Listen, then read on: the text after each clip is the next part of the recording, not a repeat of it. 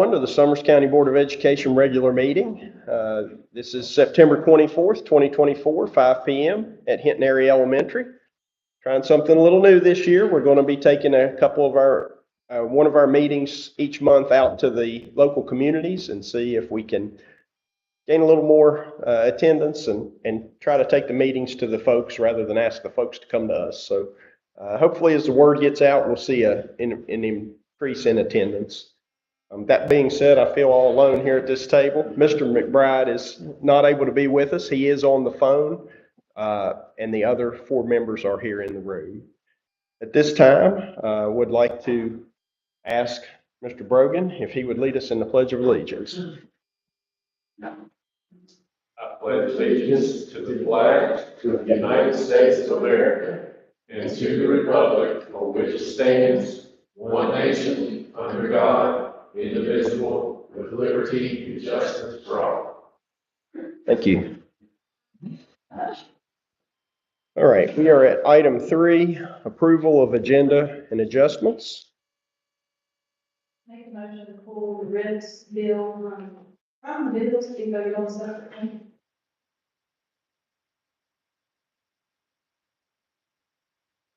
Okay, I'll second.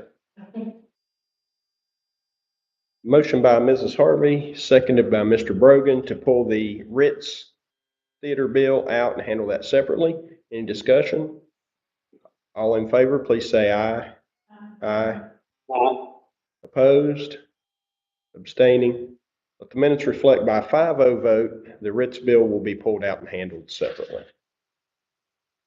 Okay. I'd like to make a motion that we pull Safe and Sound bills to be paid separately. Motion by Mr. Brogan, seconded by Mrs. Harvey, that we pull the Safe and Sound bill and handle that separately. Any discussion? All in favor, please say aye. Aye. Opposed? Abstaining? Let the minutes reflect by a 5-0 vote, we will pull Safe and Sound from the bills and vote on that separately. I make a motion that we pull Joey Farley and Jimmy Farley from personnel to be voted on separately. Second. We have a motion by Mrs. Farley, seconded by Mr. Brogan, to pull Joey and Jimmy Farley from personnel and vote on those separately. Any discussion? All in favor, please say aye. Aye. Opposed? Abstaining? Let the minutes reflect by a 5-0 vote that we'll pull Joey and Jimmy Farley from personnel and vote on those separately. Yes, sir. We had 2 more people to add to personnel tonight. Okay. Oh, thank you. If you could let them know that. Yes. I should have moved that sticky note. No, that's all right. So we do have 4 retirements under personnel.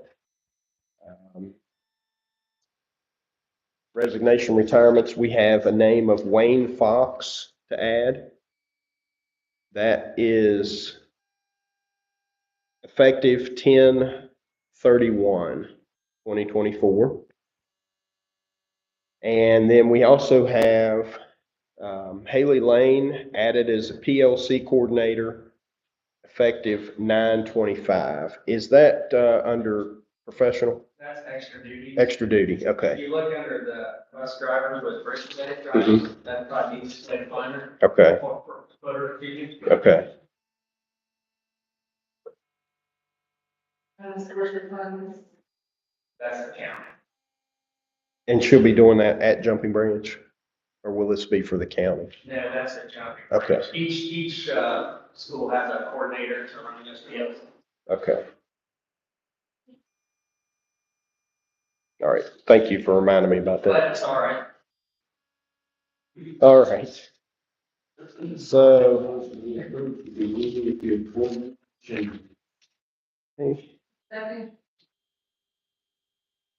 we have a motion by Mr. Brogan, seconded by Mrs. Farley, to approve the agenda with the aforementioned changes. Any discussion?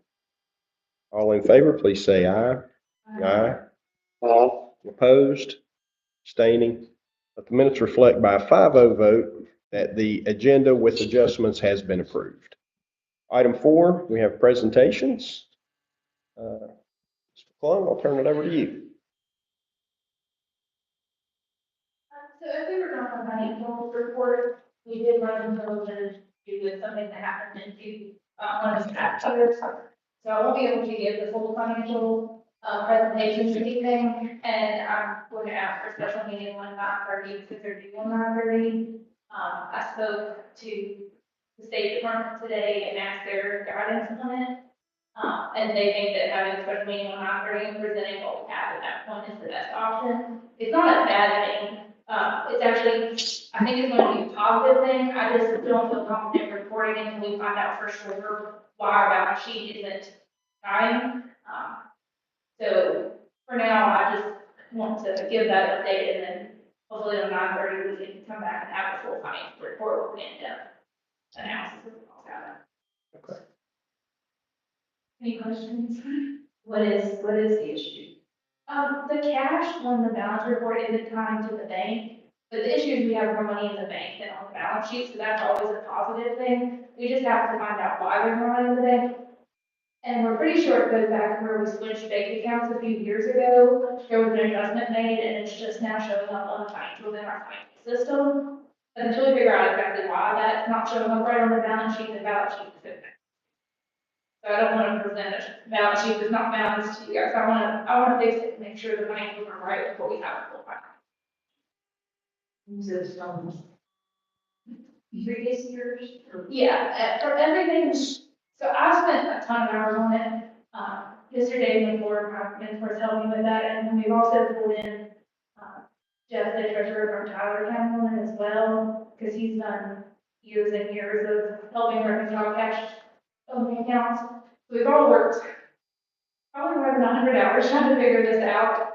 And we think it's going to be a positive effect on it. I just don't want to report on that until we're sure what it is.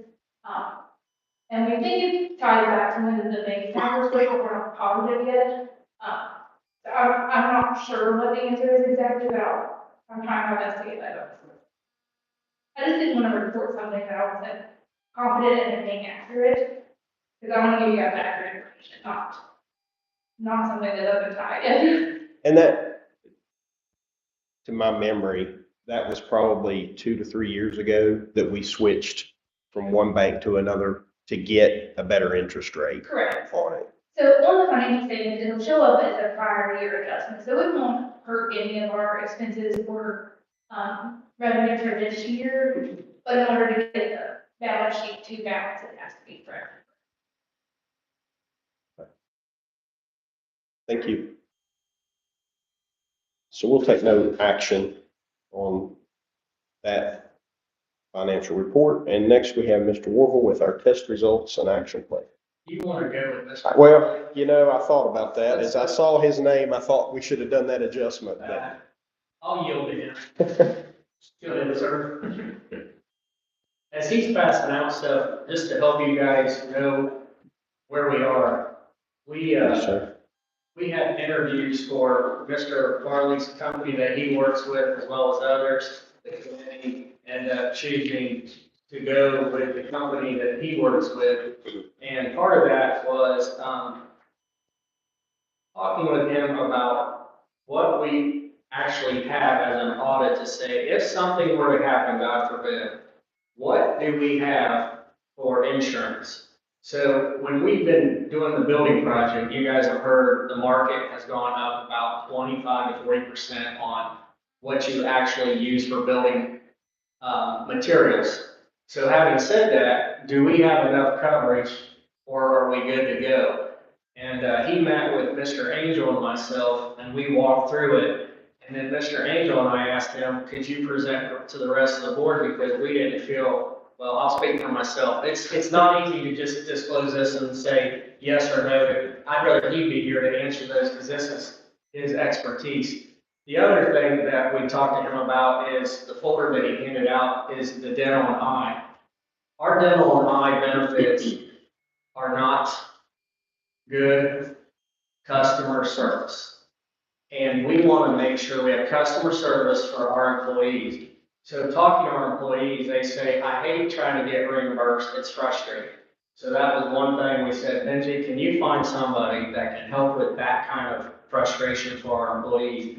And so he's going to talk about that. So there's two things. One is our insurance coverage, God forbid something happens to a building, do we have coverage for not only the structure of a building to replace a building, but the contents and things of that nature? And then the second part is dental and eye with our benefits that won't cost more for our employees. It'll cost the same, but get better coverage as far as benefits and also customer service. So did that pretty much explain it? It did. And are you okay if I sit down? Yeah, that's fine. Let me, Trying to be hold multiple things. We can get Not everything. talk- you want to come up here and sit? No, Spread it out on the table? I'm good here. Okay, let me add one thing if I may. So one of the things, well, one of the things we discussed when the three of us met, this is something that is most likely going to require a work session from us. We need to look at our risk versus value and what we deem an acceptable risk. Because if we insure things for 100% value, it could be substantial. So that's something we as a board with the central office as well, probably need to have a little work session, sit down and figure out based on what Mr. Farley's going to present, how we would like to proceed. So. Ms. Farley wants to know how you're gonna coach basketball if you can't stand up. No, I would have said that, okay, sorry. So just quick on the dental vision, there isn't anything in the packet. I can get you all a copy of that. We presented that to them that day at the board office, but I did not put a copy of it here, okay? But basically on that, we're going with Guardian, all right, for dental and vision. It's a much, better plan than we had all the way around. Price wise, we heard some employee frustration from staff that they were not happy with the coverage amount. So we actually were about 5% less dollar wise to begin with, but because of those employee complaints, with the benefit, we were able to increase the benefit or the coverage amount on the dental and keep the rate the same as what it was prior. So they'll have more coverage, a better plan, will be the same rate as what they had before. On that. It also has a 2-year rate guarantee, so the rate will not change for 2 years. All right. So I think that's a win-win on that. Also got 2 networks for your vision instead of 1, so the employee will be able to pick. There's change between the 2, whichever one fits for you better. One thing to add, instead of Amanda Sampson answering all the phone calls, the company, those 2 gentlemen and the 3 ladies that work in the office, they'll get their contact information and say, hey, what's going on here? Not that Amanda can't help, but let's be honest, we're staffed the way we are. We've taken a cutback. We're trying to absorb. Amanda does the best she can, but she's not an expert in this benefit package. So when we spoke to them, that was an added bonus that it doesn't cost any extra. They'll give their cell phones, contact us, let us run interference instead of your office. Not that we can't, but we're just gonna say, here's the number, please call. You'll get a human being and not a 1-800 number. So that was an added. If you got 2 teams, you got the Blue Ridge team, so our agency, Blue Ridge Risk Partners overall, okay? So you've got the benefits team with Blue Ridge Risk Partners, and then you also have 3 folks at Guardian that you'll have there'll be 1 that you'll have a direct number to, that you work with on a daily basis. That way, Amanda's not the one trying to answer questions that she really doesn't need to be answered. She needs to put that back on the insurance company to help with that. So I think that will alleviate some frustrations on that. With the vision and dental, are those 2 bundled together? Yeah. So you can't get just vision or? Well, you can, yeah, you can elect to have one for the other, they're just with the same company. Yeah, you can take it. Okay, and then the bigger thing, I'll just hit some high points, but a couple of questions that you did have, Greg, I'll address here. So, liability with the brand policy is not address specific. So if the board owns it, you have liability. Okay, so in regards to that question you're asking about the property exam, you have liability. Now, from a property aspect, you need to keep in mind, so in this folder, on the on one side, I think it's the left-hand side, you're gonna have a valuation that Brim actually did in 2023. It'll look like this. All right. Brim actually came out, went around, I think with Charlie Bean for all the facilities, and they actually did a valuation on all your goods, okay? So this will show that here. The major buildings, now like your storage buildings and that type of stuff, they do not. Okay, but your schools, your athletic facilities, that type of stuff are all. Okay. Then on the other side, I give you a handwritten note that'll look like this. And that is your buildings that are listed to be insured by Brim. All right, some of them don't have a real good description on there, so we added our own notes. If you have any questions, let me know. I know the other day there was 2 board offices listed. I think I made notes on that to make that clear now as to what that is. Brim just does not give you a lot of space to put descriptions, okay?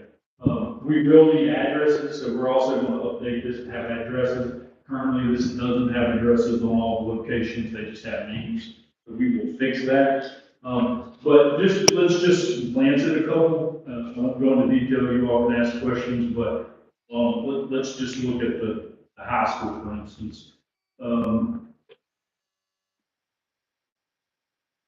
It is, so it's listed as Summit County High School. So you see currently it's got contents of 1.75 million. And then I wrote beside it what the valuation says. That handwritten note says, based on their valuation, you need 2.437 million. Then over to the right of that shows you've currently got 1.121 million on the actual high school. The value of that 21.15. You know how much the addition costs to build. These numbers are prior to the addition. Okay, so the addition would be after. So compared to these, I won't point them all out, but basically, you can see where the numbers are at, with all the cost changes, building increase and that type of stuff. You are well underinsured. It's my job to just bring that to your attention. You don't have to make any changes. I'm available to sit down and have that meeting with you all to go through that. But it's my job to point that out. You know, Greg asked me to give a worst case scenario, so I mean, if we did adjust, it's about, you can make note of this, it's about $620 per million of coverage. So for each million we increase your coverage, that's the ballpark, it's about $620 a year for each million. You're several million under what they value that at. So I mean, worst case scenario, Greg, 30 grand. Increase if we were wanting to take all this at once. Obviously, that's probably not something you want to do, but you can change coverages on buildings, you can leave them alone. You all have any questions about that? So you're saying $30,000 to bring it up to what? To actual valuation? Yeah. And that's a quick ballpark, it could be 35, but that's around $30,000 to bring it up to what Warren recommends. Now, when you're looking at this list, for instance, like 116 Main Street, which is the old board office building, you can see they did not do a value because it's a lower value building overall. Brim didn't value. Okay, so I did not put any adjustments to those buildings. Some of those could probably need some, but you may not want to adjust them. I only put numbers beside the ones that Brim actually valued.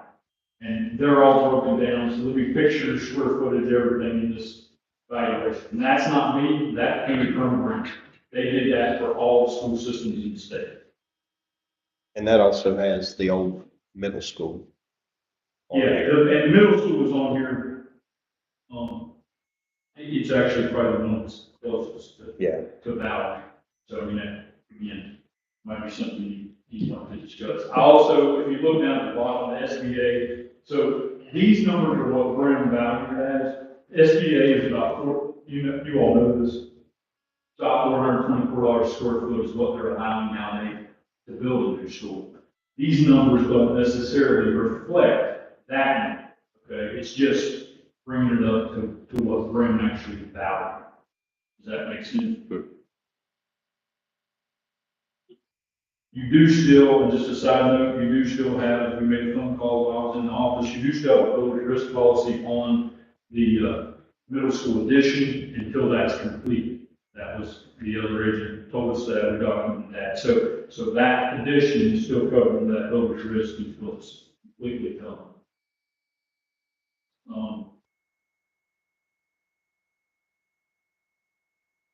The other thing that I want to point out, just so you know, with Brent, if you own it, liability covers it, but from a structure aspect, if you don't list it, it's not covered, okay? So you do have, just really quick, mainly these are storage buildings, but I want to bring it to your attention. So like in Talkit, you got a 12 by 32 storage building. Hinton area, I think you got 2 storage buildings. The old middle school, you have 1 storage building. At the high school, you got a pole barn, little meeting house at the farm, greenhouse, and storage shed. These are all uninsured, okay? And then Jumping Branch, there's 2 storage buildings. So those, there's no kind of incidental coverage like you have on your homeowners. You know, that would cover 10% for an outlet or something like this. With Brent, if you don't schedule it, you don't have coverage. So I can provide you all with this list, but these ones I wrote down are not listed. Okay, so that's something you just want to be aware of.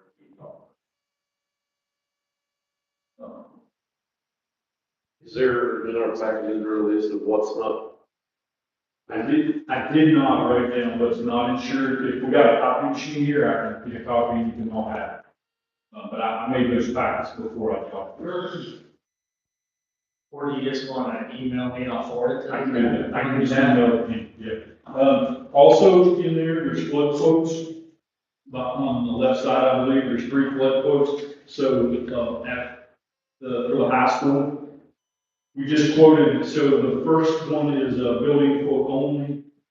The second one is, so the first quote is like 152,000 on flood. Most we can buy with that one, the excess is 250,000. So that's the second quote. And then the third quote is contents and building coverage if you want some flood. As you are aware, way back, the high school flood is based on the culvert across the road. There was a flood policy in force at that time. Somewhere along the lines, I'm not pointing fingers, but it didn't get renewed through previous agency prior to me. Okay? So I'm just providing you quotes, put something back into play. That's just something to be.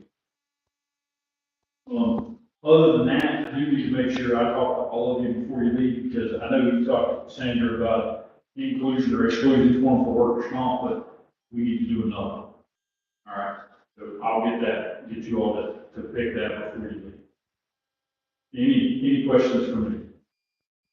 I'm open to recess. Yeah, that's what I'm thinking. That all? Yeah, that's all I got, Mr. Law. All right. I'll make a motion that we take a recess, 5-minute recess. And we'll go ahead and take care of those, and then we'll come back and rejoin the meeting. So Ben doesn't have to stick around. All right, so a motion by myself, seconded by Mr. Brogan to take a 5-minute recess. Any discussion? All in favor, please say aye. Aye. Opposed? Abstaining? Mr. McBride, you still with us, Mr. McBride? Yes, that was not. Okay. So we're going to take a 5-minute recess. The time is 5:24, about to turn 5:25, so we'll recess till 5:30.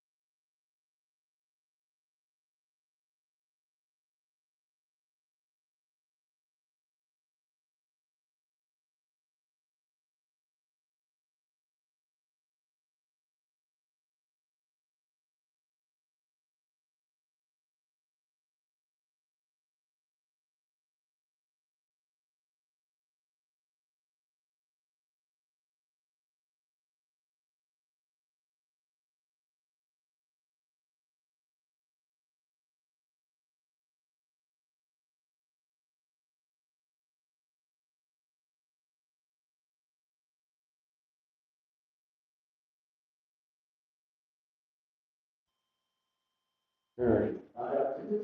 Thank you. Sir, I appreciate it. We'll wait another couple minutes.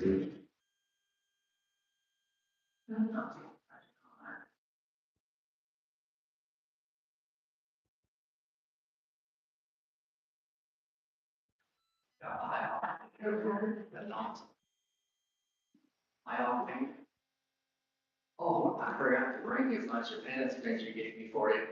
Yeah, I left them on the I table. know what those are from.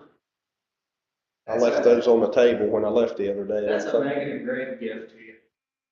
Appreciate it. I guess Jake would probably borrow that too. Yeah. I took them all on day one and they replenished them on day two.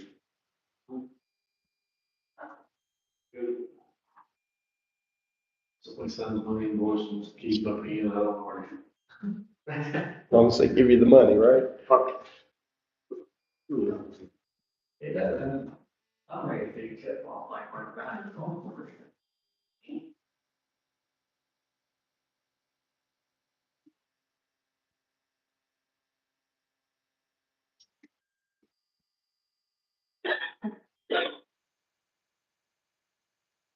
Everybody keep it working here. Yeah.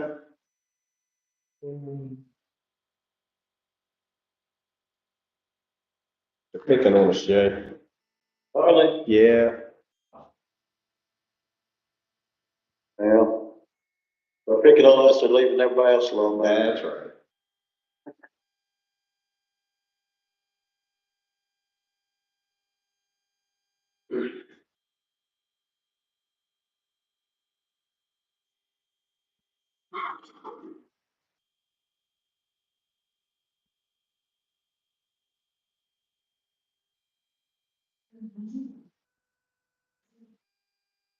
Do we have? No one here. She's gonna work with me on why they did so well. Okay, she's gonna be part of yours. Yeah. Okay. She and I figured we'd team up. Okay, all right, so the time is now 5:30. We'll go ahead and call this regular board meeting of the Summers County Board of Education back to session. We're still under item 4, presentations, and Mr. Warble, we'll turn the floor over to you. All of you should have a yellow packet. On the left side is what I'm gonna go over on the board, so the people in the audience out there, as I walk it up, it drops. Can see the presentation. Those in the audience have a copy of this. On the left side, behind our information is state information, how the states work. So we're dialing down to our county, but then you go out to a macro level and see what the state has behind our data on the left-hand side. On the right-hand side, I want to use that data to work with you at a work session to go over what Jeffy did when she was here for about internet safety. This is honest answers from our children. This is for your eyes only right now, just like I'll share it with our principals at our principal meeting in October. I just want you to see our children were very honest and also made a promise to maybe change their behaviors, because after they talked to her, they realized that there's a lot of dangers on the internet that they don't realize that they're getting pulled into by creepy adults that do bad stuff to kids. So we'll leave that alone for another day right now, but our test data, you guys should have it on front to back of what I did. But I just wanted to scroll this down so people can see the data. If you look at the data on the first page, it should show all the students that were tested in this county. And the numbers in each category are by percent. And so at the top, you can see the school, the location of the school, what the test is, and how we did it. These are students that only scored proficient.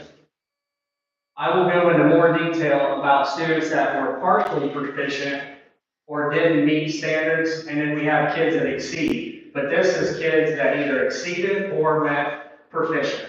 So if you look at our scores, the honest truth about it is we didn't do really well this past school year, but there are some positives that we'll go over at the end, and we'll also tell you what we have a plan of action to correct it.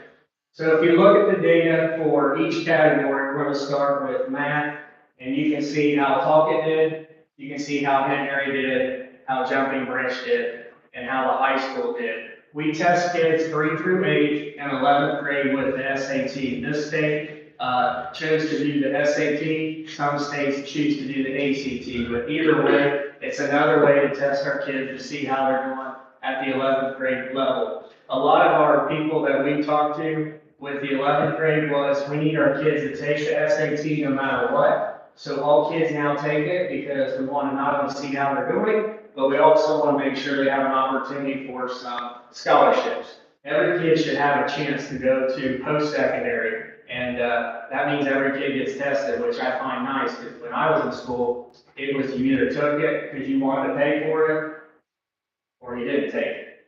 This takes away the cost for our kids. So you can look at our data, and you can see the percents of how people did when they took the test. Jumping branch on the map, you can see the asterisks there. This didn't have enough students in there to say that's a significant number to report. That doesn't mean jumping branch doesn't have specific data for each kid. It just means the state doesn't recognize that as a significant number. You put jumping branch in with Tulare Hinton, that would be a school of kids, that would be plenty, but you know how it is with jumping branch. We have few kids in certain grade levels. If you look at ELA, same thing with the test scores, and you also have asterisks for language arts as well, because there was not enough kids. I think people need to see something that is not an excuse, it's just our data. State tests, nationwide, worldwide. Kids who are economically disadvantaged have a harder time in school. Kids that are also special needs have a tougher time in school. If you look at this, we tested 571 kids in math and language arts. Look at the number of disadvantaged kids that we have in our school system. These are kids that come from homes that do not have a traditional setup with the means, and I'm not talking about money, I'm just talking about access, maybe driving a car to get them somewhere, whether they get dental, an eye, or emotional support, or just someone at home with them to have a conversation. Our kids come to us, 73% of them that take the test are economically disadvantaged. 1 in 4 students, and Dr. Knott, correct me if I'm wrong, but that number seems to be growing. 1 in 4 students here are special needs.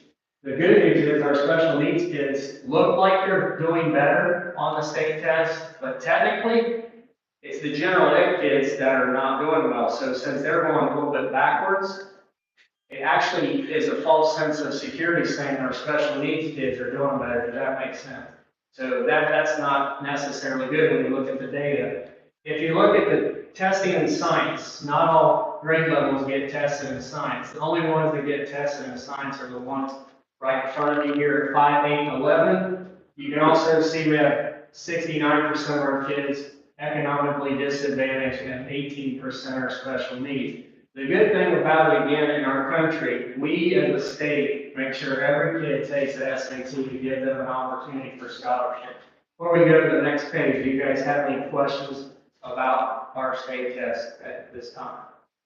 I just want to confirm that the data we're looking at now are those that have met proficiency, Yes. not exceed. And this is not partial. This is only kids that are proficient, so that could be exceeds too. So it's either exceeds or they met it, but not the partial. Not partial, not the. Yeah, and I'll go over that in a little more detail, because I think people have to understand, I gotta compare the kids to their result, not to another grade level. Right. Yep. And so, will we see comparative data to the previous years with? Not tonight, but what I want to do at the next meeting is dive a little deeper, and the principals will come, and we're going to talk to that at that one time. This is giving you the macro view, and then the principals will come in and we'll give you the more micro view without giving violating purpose. Yeah, Middle data. yeah.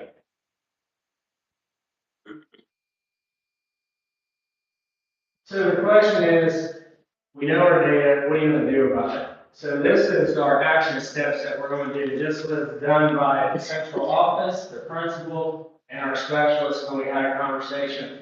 Every school has to do a strategic plan, every county has to do a strategic plan, and every board of education, as well as myself, have to have goals. So my goals are gonna be attached to the principal's goals, that's attached to the teacher's goals. We need to grow 5% in math and language arts. That's our goal. We need to grow. If we can do that, that would be a huge gain. Because 5% is a huge number, but I think we should try to go for that because our kids need us to strive for that so we can help them out. If you see what we're doing with the principals, we're gonna focus on academics more this year and not even worry about the stuff that we talk about at our principal meetings do deal with academics, but we also talk about managerial stuff to make sure we're compliant with state and federal guidelines. That can be an email or a memo, they can read that. We're just gonna make sure we keep focusing on these things. So each month, we have walkthrough data. That means when principals walk through the classroom, that doesn't mean they're actually doing an evaluation, but when you walk through, are kids engaged or are they screwing around? Does the teacher look like they're on topic or does it look like there's a mess?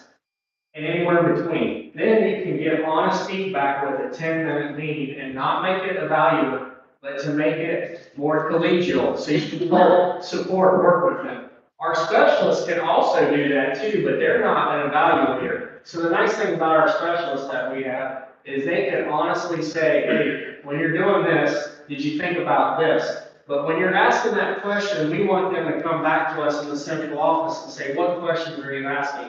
I know a lot of people think they ask great questions to promote thinking, but that's in works. You can't just say, well, why'd you do that? Because if they say, well, I did it because whatever, then you need to kind of think, okay, so why are you doing this in your classroom? Why did you break the students up? When you break the students up, what are they doing in each section? And when they're doing that, how do you know they mastered it? And if they do master it, what do you do to accelerate that? And if they're struggling, how do you bring them up? You see what I'm saying with the questions? We got to see what questions we're asking our educators so we can actually get honest input as we move forward. Am I missing anything, Mrs. Jen?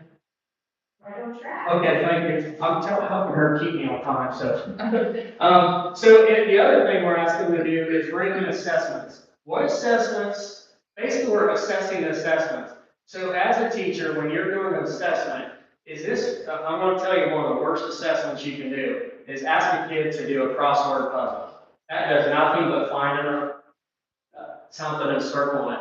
That does not provoke thinking. So I'm not saying people do that, but think about when you were in school, some of the stuff you did that was very basic. You did DOK1, depth of knowledge, something, if you can Google it, that's probably not making a kid think.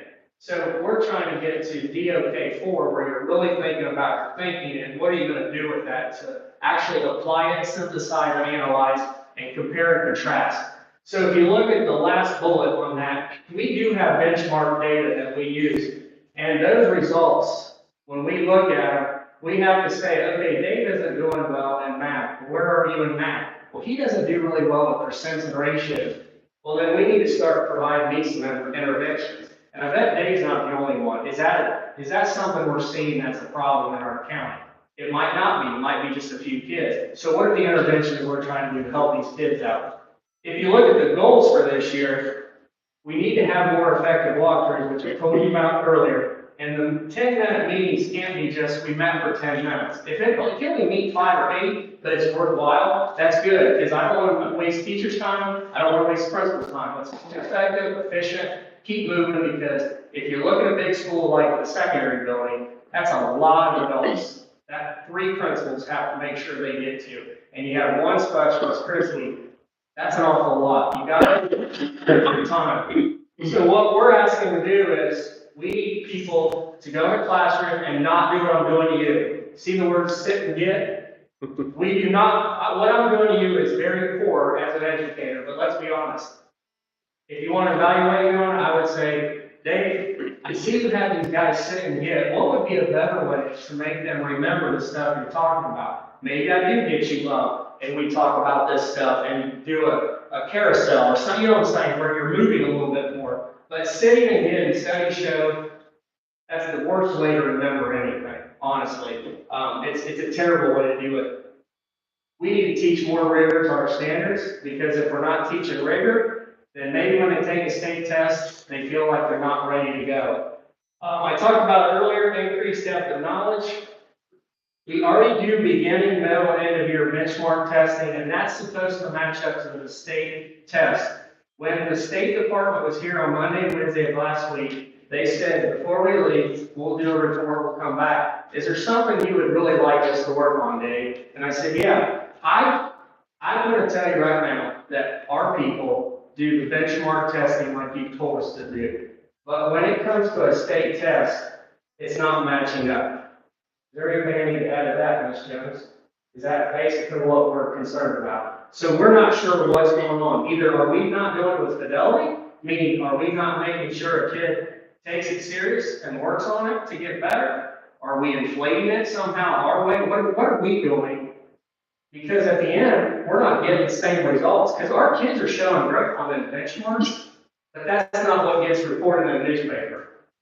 And that's the part that's kind of confusing us, because the benchmark data says our kids are getting better. So And that's they're, not the data. but we should be, because that's the data that's supposed to reflect the test. Yeah, you're right. That's the disconnect. We got to figure out what's going on. That's concerning to us. We're trying to hire qualified people and keep recruiting and retaining them. One way that we've tried to do that is in the summertime. If I'm wrong on this, please correct me. Summertime's our academy for 1 week. We have an academy for, if you teach 3 years or less, we strongly encourage those people to come. I can't force you to come. And then we've opened it up this past year to our aides, because our aides have a huge effect size on helping the students with their achievement. And so what we do is, instead of saying, I'm going to teach this group of people and do a one-size-fits-all, we have our specialists tailor it with the principals to look at their school. What is it that your school is missing, that your school needs, this school needs, this school needs? Instead of one-size-fits-all, we try to tailor it to where they're missing the boat, if you will. So they're going to be looking at their data after they've done all this, and now take that and move forward with their strategic plan. The other thing that our goals are is numeracy and literacy teams for the elementaries. And can you talk a little bit about that, because that's more your wheelhouse, and Fluency Fridays. Can you talk to the board a little bit about that? Yes, with the state, we have the fluency or the reading team and the numeracy team. And we have a specialist for each of those that comes and works with us monthly.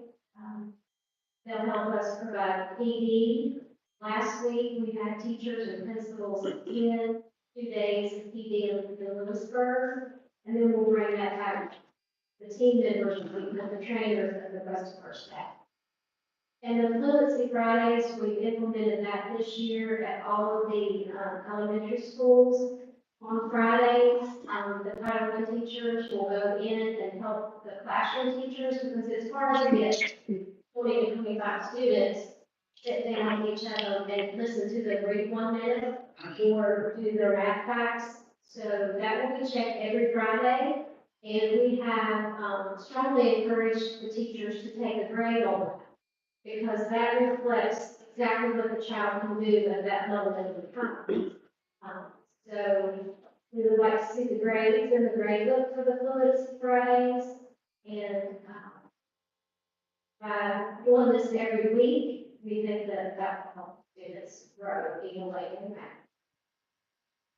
You know, practice makes perfect. You better watch what you practice. And that's what we're looking at. We're watching how we practice as we get ready for the state test. We need to rely on that. That's one of the things we get graded by, is a state test. Here's some positives that we can talk about. Our graduation rate's the highest, 92.57. Who doesn't want 100%? But, you know, at this point in time, for a 4-year cohort, guys, we're graduating kids. We are graduating kids. SAT data shows a slight increase in student achievement. I'm going to have Ms. Holt talk about that in a minute, because she's been instrumental in helping out with the SAT, the math. And the NOCTI testing for our CTE programs is not only meeting the standards, but exceeding. So that's huge, guys. That's something that doesn't get reported on enough. And, you know, to me, I'm all about state tests and accountability. But we got to look at some of the positives that are going on with our kids. Elementary, they met the science of reading goals, and that is not an easy task. But you guys remember when Miss Wheeler talked to you guys, went into the Talkit, and she did some fun stuff with you about, that's the kind of stuff we're trying to do for our little ones. So Amy's Web is a monitoring tool like our benchmark test, but that's for grades P to 2, but we also have 3 to 5, and our literacy actually is coming up. So our elementary by next year, that, we have a dip this year, but I do believe that should go back up. And then we have 2 schools with the Leader in Me. We'd like to make that more pervasive, but I think that's a great program, and the kids love that Leader in Me. I love the Leader in Me. I think it's a great program. We'd like to make that very pervasive through the whole county, but let's get the other elementary, and then Dr. Green said the secondary, we'll work on PBIS and the advisory. Maybe they'll be ready in the future, but right now, start at the bottom, let it bubble up, and work that way. But I would like Ms. Holt to take some time, because I know she's been trying to talk to us, and I said, why don't you just time with me? And everybody's been sick and coughing, and I think it's gotten a lot of people. Yeah, so anyway, I'm gonna let Ms. Holt talk a little bit. You want to stand up here so they can see on camera? Well, don't act like you're afraid to be in front of the camera. You're good. So, I apologize for not being present at the last one. COVID knocked me out for about a week, but, I told my students that I wouldn't brag because, and I know the state scores look bad, and that's all they've heard. Our schools are bad, our schools are bad, our schools are bad. I said, you know what you guys did? Because I had one class this year. And they said, what? I said, you raised our scores 10%. We had 10% growth on our proficiency. No school anywhere near us had that kind of growth. We actually outscored every school within 7 counties except 3. We had the highest SAT score, and of course I'll talk about math, because math is my baby. But we had the highest SAT scores looking back at Zoom that we've had in a decade. You can go back to 2014, and the highest one we had were 20%, we were to 21% last year. Our kids work hard. And I am so proud of them. And I told them I was going to let everybody that would listen to me know how proud I am of the work they did. They absolutely, I was really impressed. State scores went down, international scores went down. A lot of the counties around us, and I'm not going to name individual schools, but some of them decreased as much as 14% in proficiency. We went up 10. Nobody around. Dr. Green actually told me last week that a principal from another school called him to say, hey, what did you all do? Nobody else grew that much. So I'm hopeful we can take that momentum this year, because our sophomores, when I look at the PSAT data, they weren't far behind. And I really think that there's the potential to keep that momentum going. They're in there and they want to learn this year. They're here, those juniors this year. It's been a while since I've seen a class that's eager to learn. Because I was out for a meeting. When I came back, it wasn't, oh, we're going to do work. No. Hey, what are we going to do? We're going to learn. And they are chomping at the bit. I'm super proud of these kids. And that's what I wanted to talk to you all about last week, because they are absolutely working as hard as they can. So, That's good to hear. But, I'm hopeful to keep the same things going that we did last year. We did weekly SAT prep. We'll start that this week, hopefully during the week. Let's be here the rest of the week. Hopefully more COVID. But we're going to start that as we get error analysis and correction with it. They practice actual SAT questions from previous years. They practice the Blue Book questions in addition to the regular curriculum. So I'm hoping that this year will be just as good as last year. Good. Because it's a good group. Well, I can answer the question why you increased it, this leadership from. Well, I appreciate that, but You was your. I can't take all the credit. The kids worked. They did. They put everything they had into that test. And they took it seriously. I had some of them come up when they got their scores and they were disappointed because they didn't make as high as they were. And they apologized to me. I said, no, don't apologize. They really did put all they had into it, so. They don't have a natural interest to increase those scores. You got a lot to do with it. Well, thank you. Yeah. But I made sure to tell all of them that I was going to brag on them, because I am proud. I really am. I couldn't have been more proud. When I looked at those scores every year, when you look at test scores every year, it's a hold your breath kind of moment. Like, okay, steel yourself. And when I looked at them, I was in my N3T workshop and I said, oh my gosh. So, yeah, they did a phenomenal job. Thank you all for the support with the N3T. Thank you. I do think that that's part of it because the kids see my joy in doing those things, and that makes them more interested and more eager to do it as well. And it gives me different strategies to travel with them that they enjoy. So I appreciate it. Thank you very much. Thank you. Real quick, this is just more data about our school system. When people wonder, okay, what is some of the other problems? I'm not saying this is the problem, but you gotta be honest. If you look at all of our principals except one, and that's in this building, the principal in this building is on her 11th year. The rest of our principals are in the first 3 years of their job. So when you talk about inexperienced people, it's not a bad thing. It's just, it is what it is. I want to focus more on the principals and our staff. If you look at each of our staff, you can see that classroom teachers with 3 or fewer years of experience, those are teachers who come the traditional way like I did. You went to school, you want to be a teacher, but look at the experience we have at each of the building. If you look at the first building, Talcott, you can see we have 5 teachers with provisional credentials or that alternative pathways. You're going to see that number grow here pretty soon when we get to bigger buildings. But Talcott has 4, Kent area has 6, but look at their classroom teachers. 15 guys that have 3 or few years of experience. Jumping Branch, I know it's no surprise there, but it's usually 1 or 2 people. Our principal's brand new. Classroom teachers, we just have 1, and they're all certified teachers, so there's nobody there with a provisional. But look at the 6 through 12 building. This is the number that kind of popped out to me. This comes from the West Virginia Educators Union. This is the State Department. We have 20 teachers with 3 or fewer years of experience. We have 20 alternative teachers coming to us. So the 1 is traditional, like I went to school to be a teacher. The other 20 are alternative pathways to coming to us. So I put a definition, what does a provisional credential definition look like to help you guys. So that's below there to help you. And at the bottom, you can see each of our schools is a title school, but that kind of matches up with the disadvantage, what we're dealing with our school children. So that's a macro level of our school system.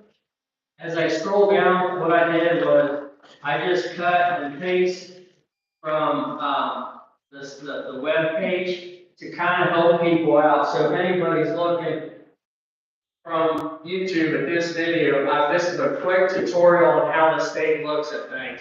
So this is academic progress for middle 3 through 8th grade. So when I'm looking at this, let's say for argument's sake, Dave Warble lands here where the arrow is. He does not meet standard 3. So where am I? Am I getting close to partially standard? Am I partially going to meet it? The answer is I should be able to meet that partially by next school year. So here's how the state grades us to be more fair than when they first started report cards 20 years ago.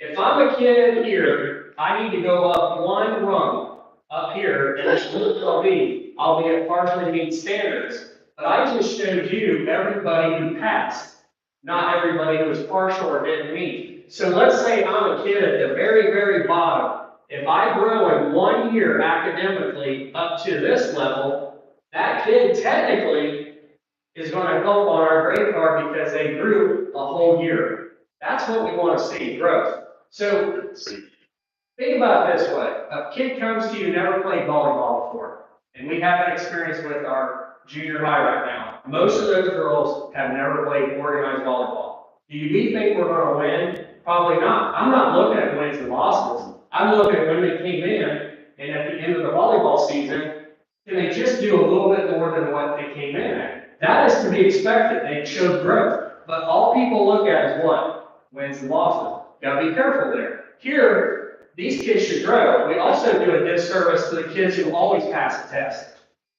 They might not grow a year because we don't look at them anymore. We're focused on all these other kids, and that makes sense, and we tend to teach the middle. So that's why we gotta provide interventions for all, not just the ones struggling. Because I would submit to you, the kids at the high, we should peel the lid off and let them keep going at that trajectory. That's easier said than done. That's idealistic. Real life reality says, we gotta get in the classroom and see what they're doing to help those teachers out with those kids who are doing, hitting my head at the ceiling. So this is just an overview of where people can understand how we look at things. So you gotta go up one ladder road to make that happen. Are there any questions with that? Okay. Oh, I'm sorry. Let's go back to the previous. On the what are we doing to increase student achievement? You've got specialists are invited to the meetings. Are they invited and not required, or? It depends on what their schedule looks like. If they're actually working with someone and already scheduled themselves, but they know the principal meetings are, we would like them there, yes. Principals are definitely required, the specialists, it's a push and pull depending on who they're helping with. And does that include Title I teachers, special teachers, or? No, basically it includes, like, you got Marty Mann, she's a special ed specialist, and then Christy Shaker, at the high school, middle school. You got Kristen Richmond at the elementary level, Mary Kate at the elementary, and Kelly Mills. Those are the, did I miss anybody? Because I hate to leave someone out. Did I miss? There's the preschool special. Yeah. So that is, yes, it's not necessarily required, but we want them to be there if they can be there with us. But if someone says, I need your help that day, we take a back seat, and I'd rather them be in the classroom working with the teachers. But they won't miss anything if they do miss because your principal's at that meeting. Yeah.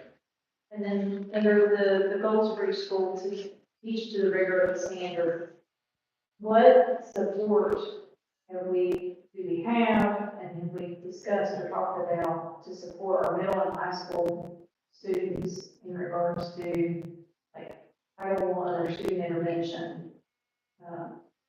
You two want to jump in, or do you guys can go ahead first? You asked about the middle high school level. Right now, the high school is using IXL math and ELA. I believe they're doing that beginning of the math and During advisory. during advisory. Yeah, and the expectation is for students to grow 2 topics in English and in math per week. But they do have a set time to do. Right, but as far as like individual intervention or smaller group intervention, do we have a plan for that? For The middle school does, I can see that as a parent, students that scored yellow and or red, get pulled once a week, at least once a week, depending on their scores for intervention. They get pulled from their other related arts classes. And usually when you get to 9-12, that's a scheduling for the counselor and teachers to say, this kid can handle X, and this kid should. You just get into that differentiation because, like, if you're an 8th grader, some of those kids will take out one, and that's a high school credit. I was a traditional 8th grader. I took algebra. I was a traditional student. I wasn't accelerated. But it depends on where, at high school, that just is basically tailored to what you can handle at that point. It is hard for high school level to do a full-out intervention. It's kind of more up to the individual teachers to make that assessment determination of the kids. But we do have the after-school tutoring, so those kids are strongly encouraged because we have food, an activity, and a bus for them. So there should be no excuse that they can stay if there's a bus. But that's another way, but I can't force a kid to stay after school, but we strongly encourage to say stay after, and that's also at the elementary levels. That's K through 12. We do have the after school. That's another intervention piece to help out with those kids. I have one question. Yeah. Ms. Jones, you spoke about the reading fluency. Do we still do the AR reading program in the elementary We schools? did Or not do that this year. We did not purchase it because when we looked at the usage reports, the schools were not using it effectively. It's a really expensive program. I was just curious because I do remember as a parent, my kids were excited about that because they got some free food and some free, Yeah. yeah. What we found was, since they added the, text by speech or the read aloud part of it, the students were doing the read aloud and not actually reading themselves.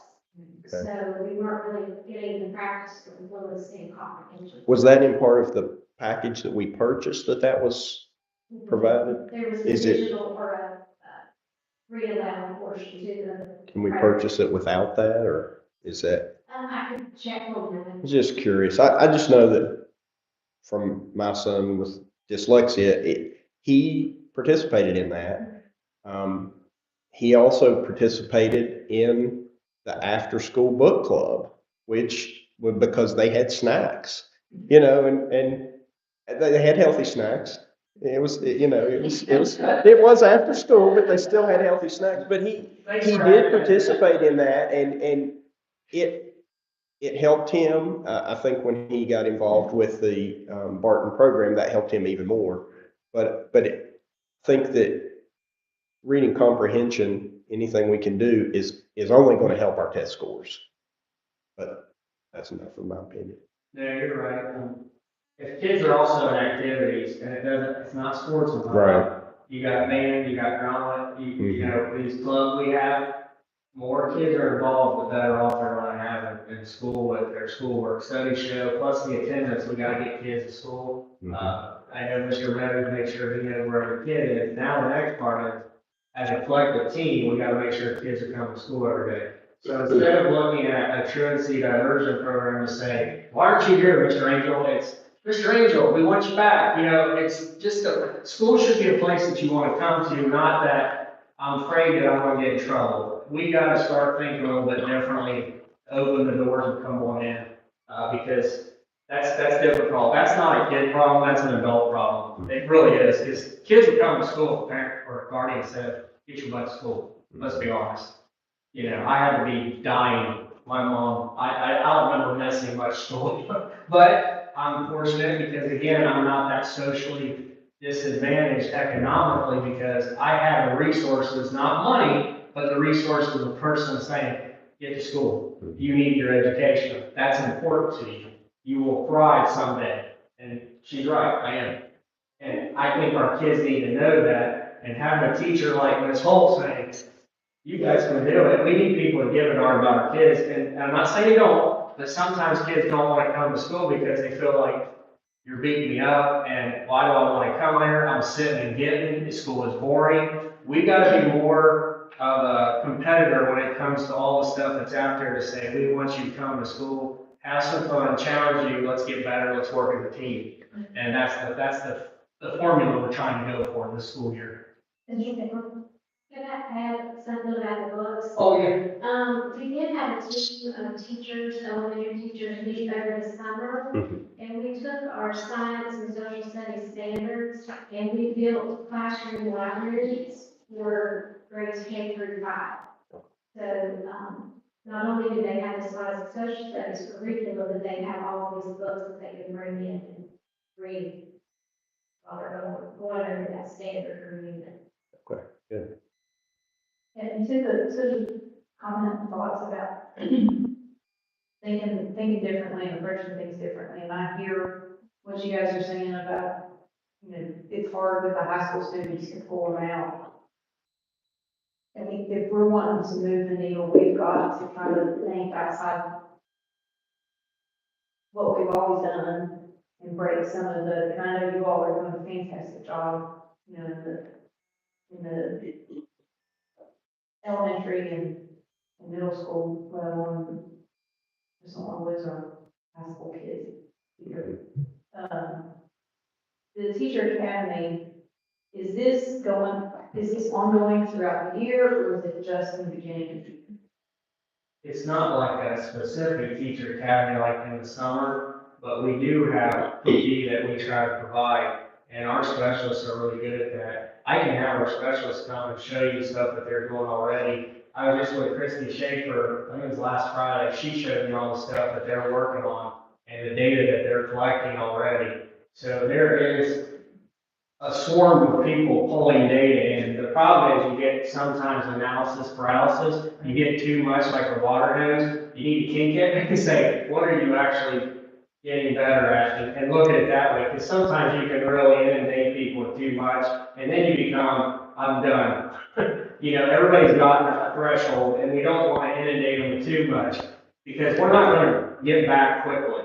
It's going to take some time, but if we can start thinking in little chunks and come back, I think we got the right team of people. This is my 5th year. I feel like this is the year that I feel more comfortable because we got COVID a little bit more out of the way. We got these building projects out of the way, and we're getting more of a traditional setup where now the middle school has their school, high school has theirs, and our elementaries, we do have highly qualified people in there, but you saw, even though we have highly qualified, they don't have many years of experience. So we are trying to group them into working with people. You got a gentleman like Mr. Irvin here who has taken on a lot with the 3rd grade because we had a teacher missing, and he's taken on the whole 3rd grade. But I would bet you a lot of money that his scores will be at the highest in this county in the 3rd grade because this guy gets them where they need, but that's called experience. He can't just give me experience, he's got to take someone under their arm. So guys like him, I need him to help with these people because we got a lot of inexperienced people. That's not a bad thing because we can mold them, but it's also, that's a lot of work because if they leave us, now we're retraining again. And that there lies the question is retraining. Which, that was another question I had was, how many, thank you for the data on how much, or how many we have that have additional Yes. certified, and that piece of it. Out of how many in each building would be, like, what's the mix look like for the total population? And then, how many long-term subs do we have? I'll have to get that data to you the next meeting. I can't. Okay. Yeah, and I'm not trying to, I don't want people to think I'm trying to elude the question. I don't like to give you an answer if I don't know, but I'll find that out for you. Right. And then, so our graduation rate is, that's a beautiful number. And you probably don't have this right off either. How much of that is option pathway graduates? I don't know, I have to look at that too. But we do have, this is the 4-year cohort. I can get you the 5-year. I can put that down, honestly, but I don't know how many, unless you would know this whole time. Would you know off the top of your head how many's in that option pathway this past year? I want to say 2. It's very small. Yeah, it was a very, very small number, but 2 was good. So it was an option, that's the right number, but it wasn't any more than 2. But I'll get you a number, because that's a guesstimate right now. I'm not saying you're wrong. No, you're right, that's the, I love the number. Yeah, usually it's under 5 or 6 in a county. Yeah, okay. Any other? I'm done. Well, right, you're right. Yeah. Okay, the other stuff that I started to talk about, that first page was just the generic, here's what it looks like. Now, I'm not going to talk about every one of these, but these skill scores change from time to time because I'm not a statistic major. That was one of the hardest classes I took for me. I didn't like it. I didn't find it exciting. I really didn't. But what they have to do in a state, each state has to make sure you get a scale score to say, here's the top, here's the bottom, and we got to fill in between. So when you see these numbers like a 474 all the way up to 629, that stuff is something that gets shaken out by the state because they have to talk to the federal government to say, this is our report card, if that makes sense. So long story short, you guys all have a copy. If you go through it, that is just for your information, that they do change numbers. So if I'm a parent and I say, well, my kid got a 655, they exceed standards, well, that's grade 5. What grade 4 might have with their number. So sometimes reading those numbers, you got to compare data with the right data, and it can be a little confusing and a little overwhelming. I'm not going over all that stuff with you. I just want you to realize as you go through this, you'll see what the state expects us. The part that I really want you to see is at the very end, because this is language arts. Then you get into math after language arts. It's the same thing with the different numbers. But as you look at it, it's to show kids going upward when they're in the school system. The last one is our actual report card in front of you. I think I want to get you guys a little bit better copy because it seems like it kind of fades. The best thing that I can say for us is we're always looking for what colors you think would be better for our school system. Green. Yes, green is our favorite color and blues. Reds, don't like those. Yellows, I can handle them if we're moving towards blues. But you guys can see our data here. We really don't have a lot of English language learners per se, but they have to try to put that document in there to show what each state for the federal government, because you do get into some states where that's a huge deal. Our state, not as much. You guys can see earlier, talking about that graduation rate, there's a 5 and a 4 year, but that doesn't show the numbers that I gave you. That shows a good thing, blue, right? So, but what does that blue say? That's where we have that data where we can drill down more into. This is just a macro level for you all to see how it works. Some positive things, elementary and the middle school, if I look completely to the very far right, if you're looking at it like this, you can see our behavior, pretty good for our kids. You can see our attendance though, that's scary, that red. We need to work on that. And then anywhere you see reds and yellows, that's where we need to attack as a team to make sure it moves towards either the yellows and the blues and greens.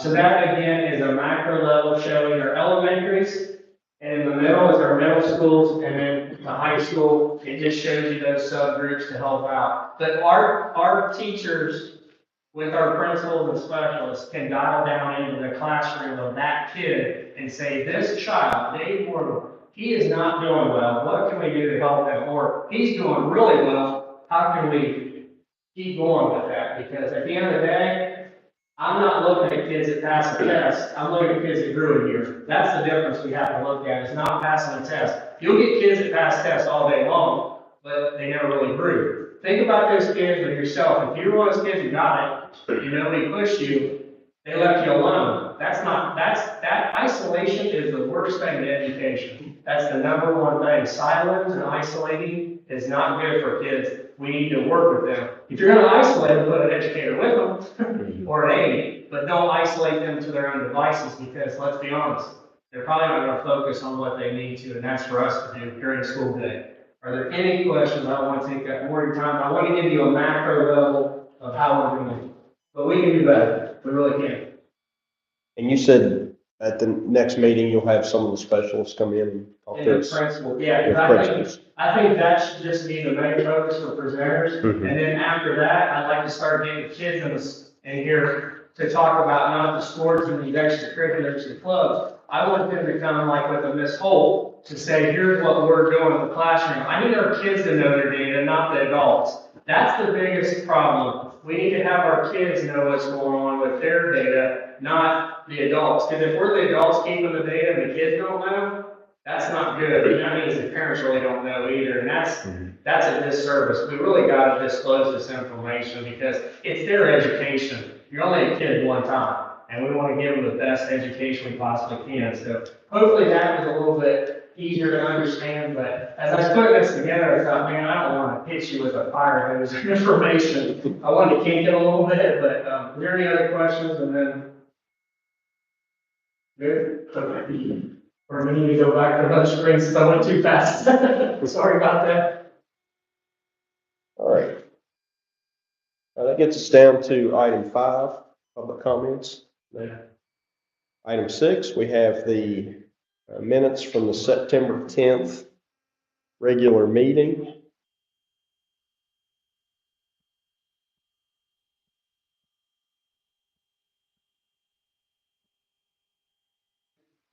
I make a motion that we approve the minutes from the September 10th. Second. Have a motion by Mrs. Harvey, seconded by Mr. Brogan, to approve the minutes from the September 10th, 2024 regular meeting. Any discussion? All in favor, please say aye. Aye. Opposed? Abstaining? Minutes reflect by a 5-0 vote. The minutes from September 10th, 2024 regular meeting have been approved.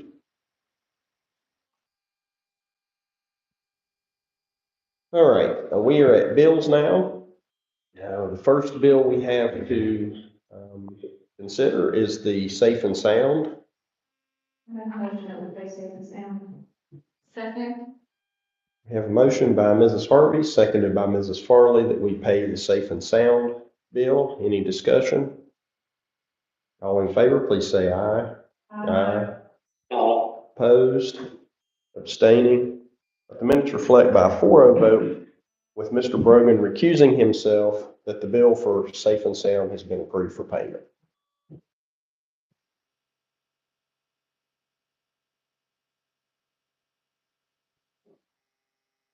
All right, the next bill we have is the bill for Ritz.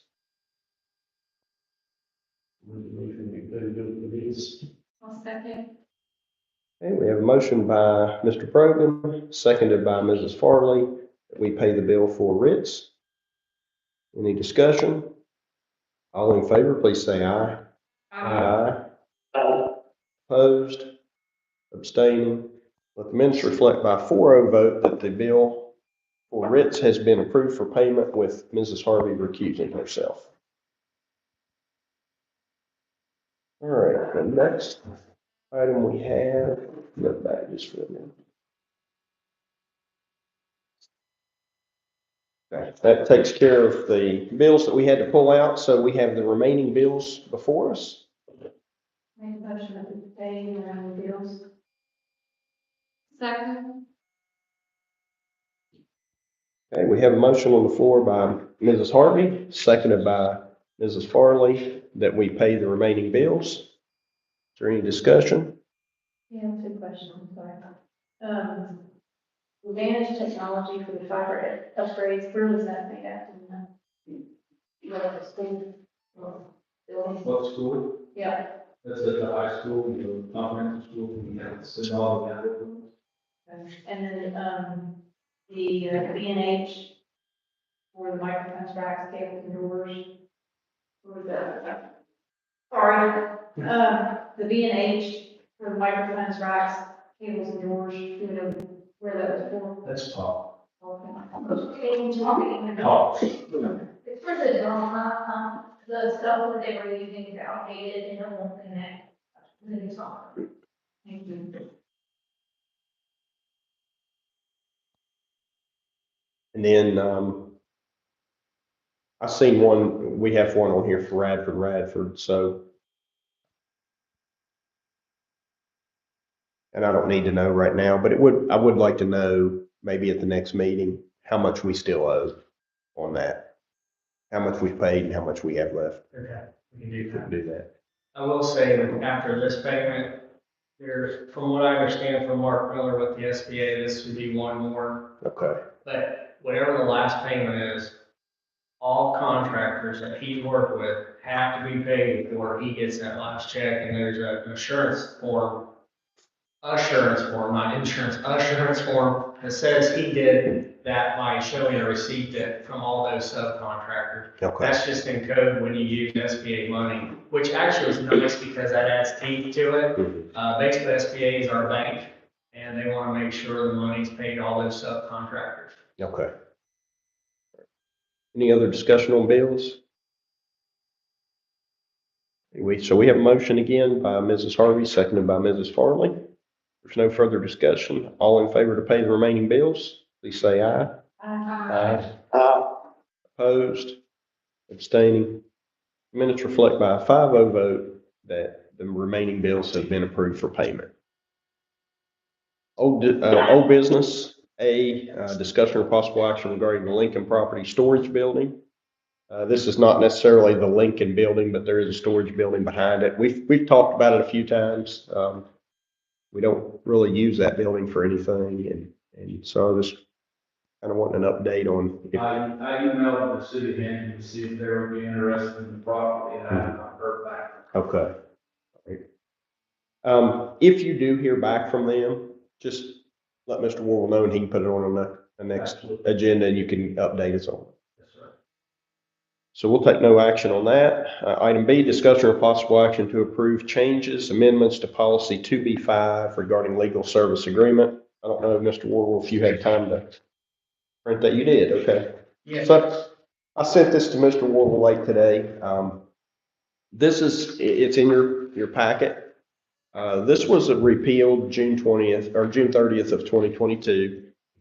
And we've just worked on, I guess, I wouldn't really call it an MOU or a legal agreement, but just an understanding. It is a written document with our current law firm. However, last fiscal year, we approved using a secondary law firm. I thought it would be a good idea to have the legal services agreement in place, and then we could give each law firm that we use a legal service agreement. Now, as far as the wording in the legal service agreement, I left it from a substance standpoint unchanged. I just simply changed law firm to law firm and then an S in parentheses. Thank you. I was trying to get it out. And then established language to be included in the legal service agreement, and then an S in parentheses, since we do have multiple.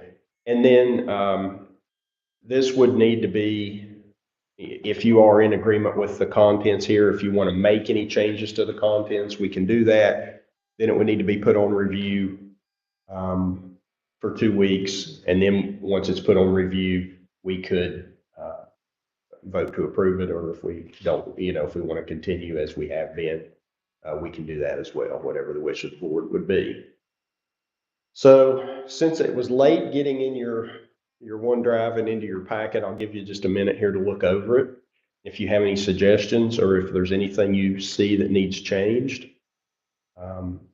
We could also, if you want to look at it this evening after you've gotten home, you can let Mr. Worrell know in the morning if there's anything that needs changed before it's put out for review.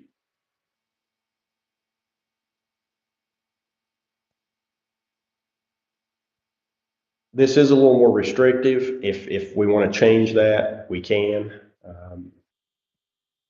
From speaking previously with representation, I believe that it was allowing, it was a little more flexible in who could reach out to the law firm. And I'm not trying to hamstring the board office by any means. It's just that this was in place previously, and so I just kind of went with what we had previously and didn't modify it much. So what's in place today is, It's more or less a, Agreement? yeah, I hate to say the word agreement because this is the wording for an agreement, but it's just a document indicating how services are used. So, This one's probably more tight. The Yeah. current one's a little loose. so is the current one just in place with the one firm? it is, and it is through them. And I'm trying to remember. I know I shared it with Yeah. you.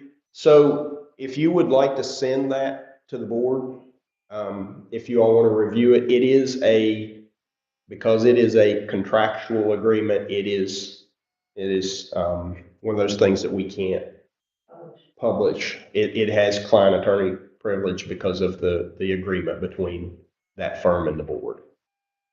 But I did inquire with the firm if we were allowed to share it with the board, and they said we weren't.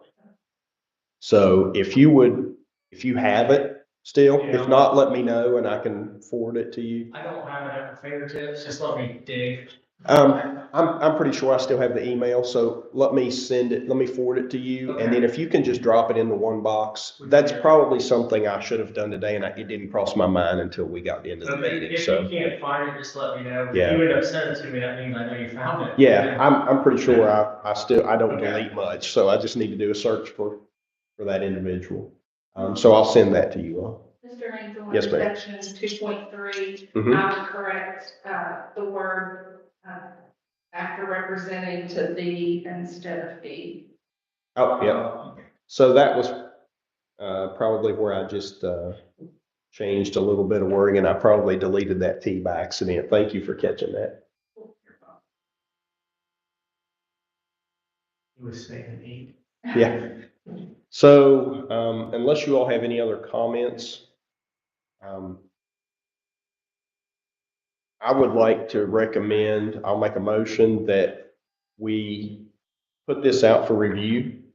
And then any comments that you all have, we can send those to the superintendent. We can consider those comments or suggestions on this at the next board meeting. I'll second. So there is a motion by myself, seconded by Mrs. Harvey, that we put the policy to be, let me find it, 5, I was thinking it's 5, yeah, there it is, 2B5, out for review. Is there any discussion? Okay, all in favor, please say aye. Aye. Opposed, abstaining. Let the minutes reflect by a 5-0 vote that policy 2B5 regarding legal service agreement has been approved for placing on reading. All right, item C, discussion of possible action to approve M3T MOU. Make a motion that we approve the MOU for the I second.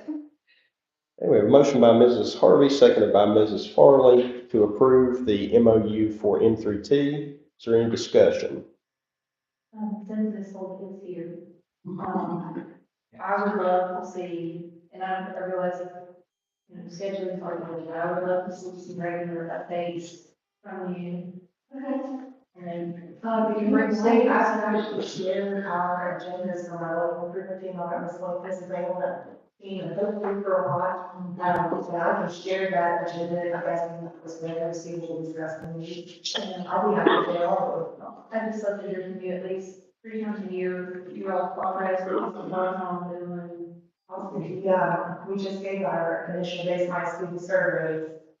Ms. Lane gave it Friday today, and we will start our first change idea representation talks in the next couple of days. So, yeah, absolutely, we share all.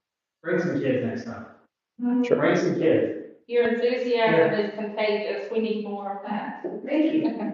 Any major changes to this over? And I'll say all the time, this group truly has Look helped me out. find my passion and my hobby.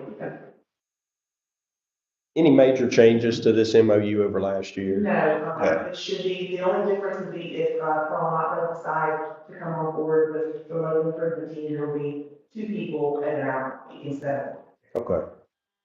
All right.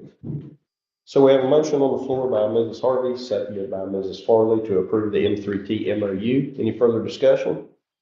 All in favor, please say aye. Aye. Opposed, abstaining. The minutes reflect by a 5-0 vote that the MOU for M3T has been approved. Item 9, new business, purchases over $25,000. I don't see anything. That's good. Do you, Mr. Broder? All right, item B, discussion of possible action to sell the old middle school building. We put this on the agenda because we've gotten all the way to the end by saying we'll get there.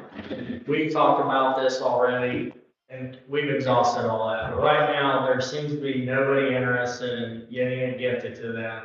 And I'm not gonna go into detail about all the different entities, but I think at this point in time, I've had Mr. Meadow reach out to Mark D'Antoni at Old Rice, he deals with real estate. Basically, he's already gotten us to that level. If you guys want us to go ahead and sell it, I'm not saying you have to do it tonight, we can wait and let you guys think.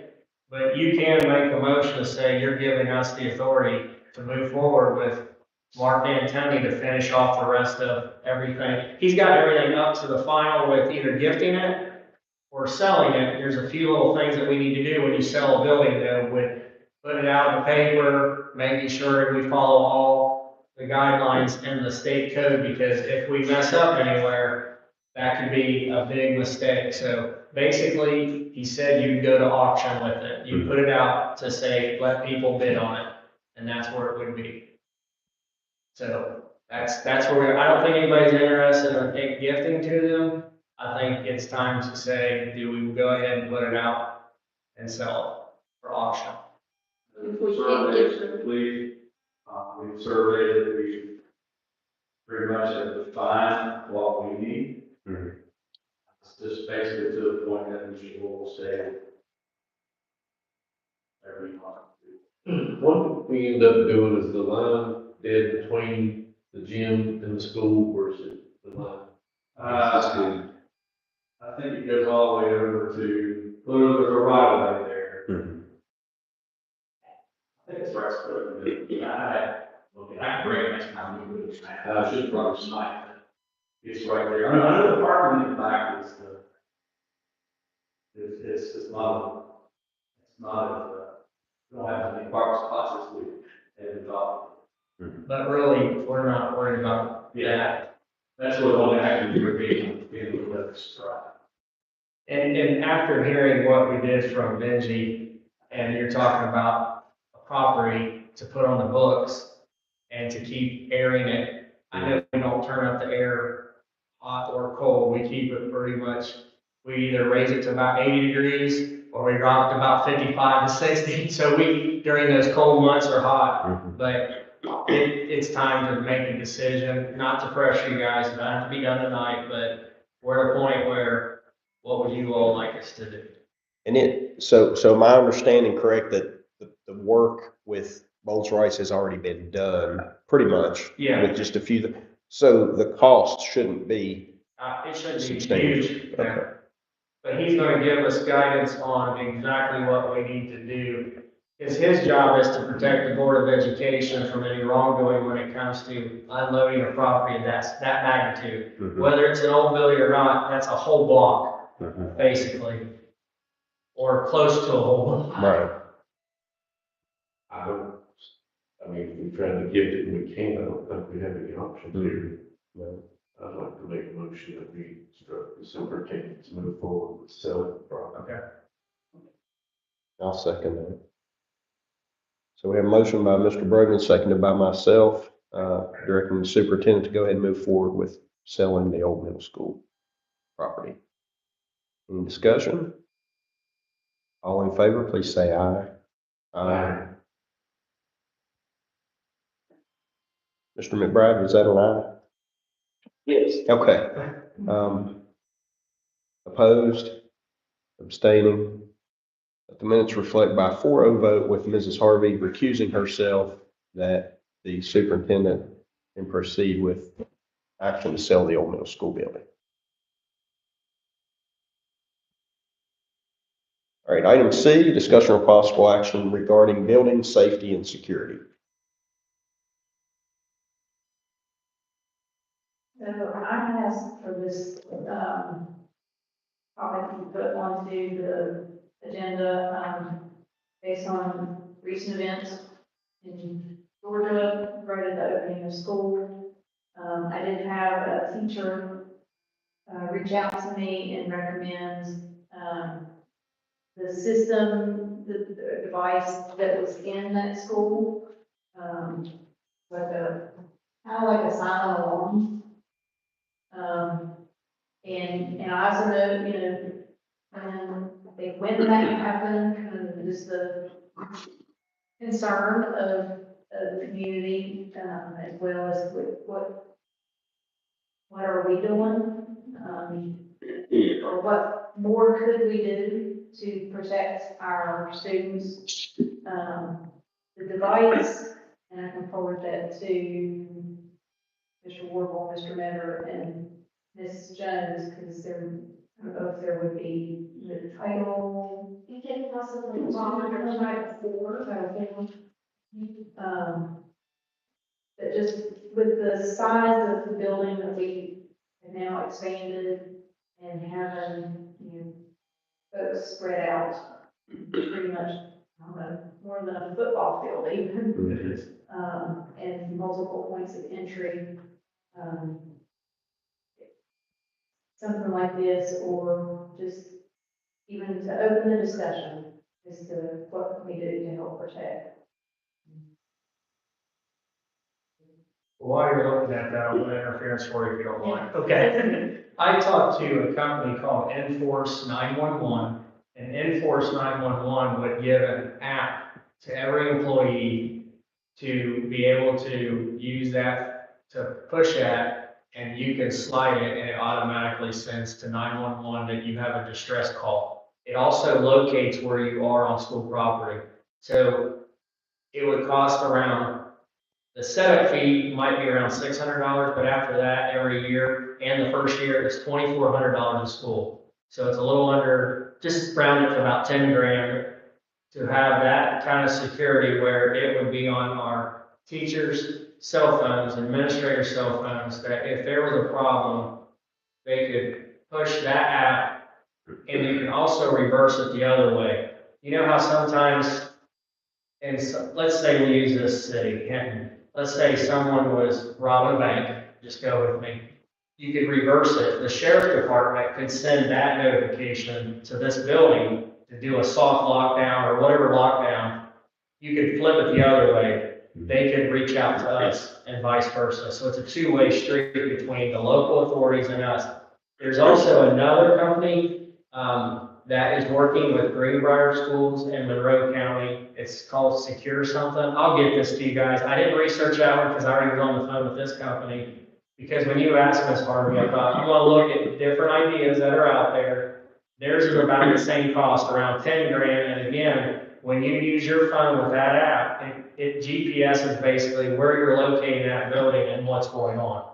That's pretty nice that it's real time. It goes to 911. You don't even have to talk. You can just slide, and it just is an alarm system. What's also nice is your county sheriff's department gets that same alert, and they know exactly what school is in distress, if you will. So that's another component that's out there. There's one more that I think is a little more costly. I haven't got any information on it yet because I'm just researching. There's also the company in Georgia that use their lanyards. That's it. Yeah. This is the one. Okay, and that one's a little more expensive. I haven't looked into it yet. I'm just telling you what I know at this point in time. So those two companies use an app for the cell. This one would be on your lanyard, and you push that button, then you have a choice to say, I don't want to go forward with it, because we all know we've all done this. I'll say we've all pocket dialed, and you called someone. You don't want to alert 911 if it's really not, but it gives you an opportunity, just like these apps do. They give you 10 seconds to call it off.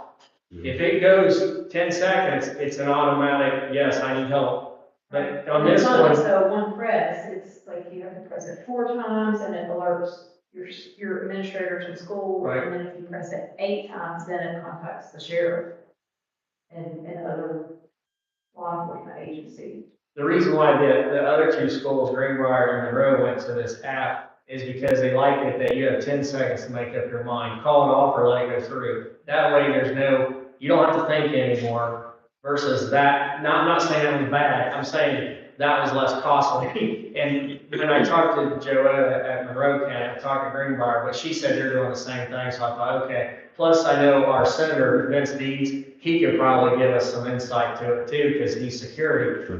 I'm just looking at a better way to do something where everybody feels like they have something, both way communication, and not cost the county an exorbitant amount of cost. Having said that, I've been told they're all around $10,000 for that app. Now, that one is a little bit different. I have not researched that one, but what I did like about the app was you got 10 seconds if you push it. Either call it off or let it go, and you don't have to think. It says you're in distress. But I'm only concerned with the app would be just self-service. And service, Mhm. yeah. There. And I was gonna mention that because I have, my phone, it has one carrier and my work phone has a different carrier. Yeah. And my phone has service in the gym and in the school, but my work phone does not. So I it would be carrier dependent at the school, whether that would work. Well, and that's the push and pull of all this, because that's Yeah. the questions you have for them.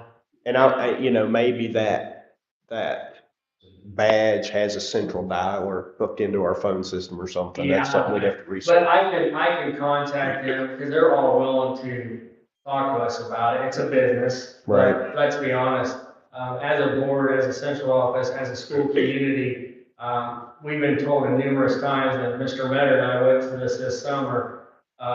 It was interesting because it was about building maintenance, but part of the building maintenance was the safety, and we had a guy tell us, this state has been very fortunate not to have a problem like these other states. That it's not an if, it's a when. Guys, that bothers me, completely bothers me, but I hate that we're having this conversation, but I'd rather do it now versus being reactive, although we are being reactive, but you know what I'm saying. Well, with that said, I had a teacher reach out to me also, and I think before it even gets to that step, we need to take preventative measures. Yep. So what can we do in regard to that? And, the teacher that reached out had suggestions along the lines of, metal detectors, which are expensive, I realize. And, years ago, we had to resort to clear backpacks.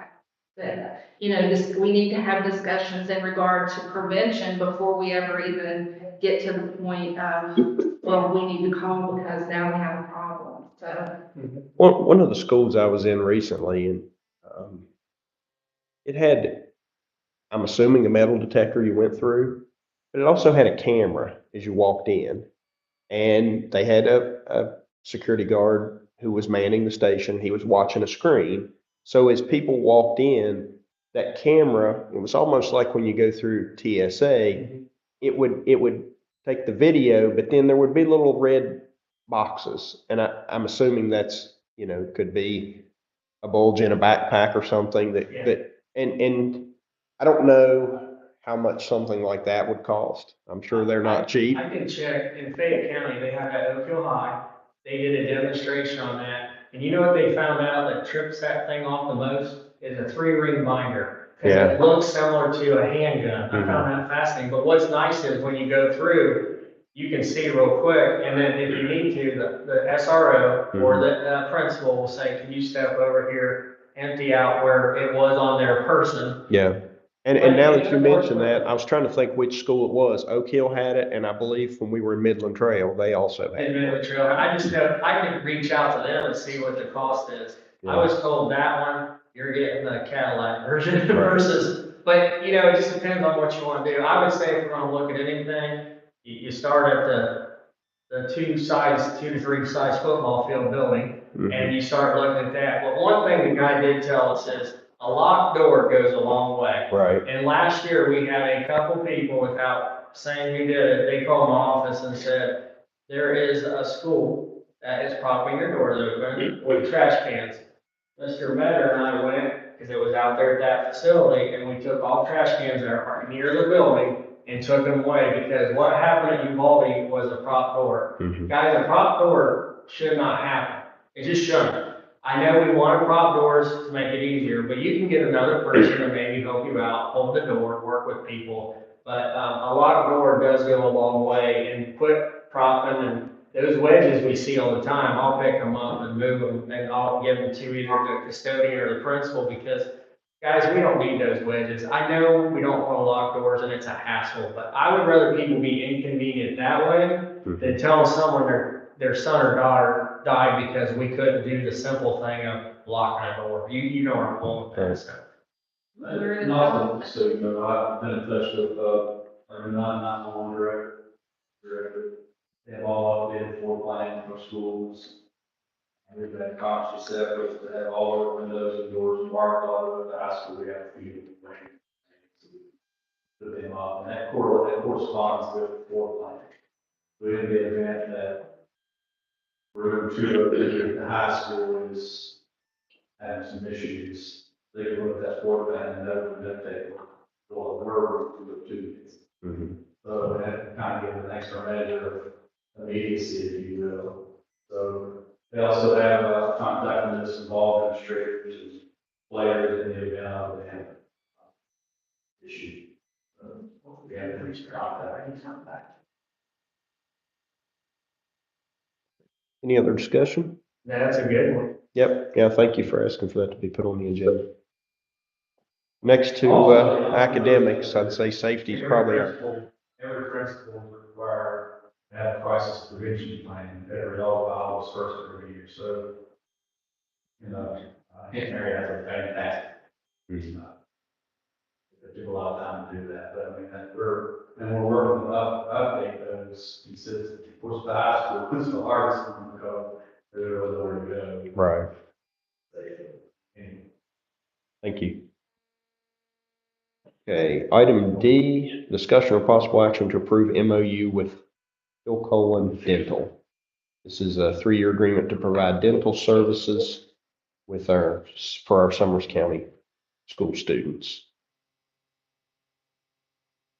I'll make a motion to approve the MOU with Phil Collins.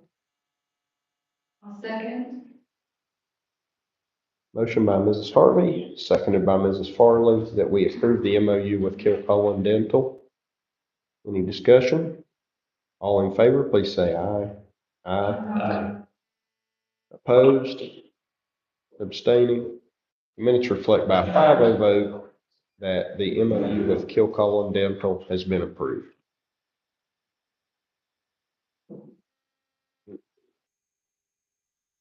Great, so we are at personnel, and first what we are going to deal with is under, down to it, employment, extracurricular, extra duty coaches.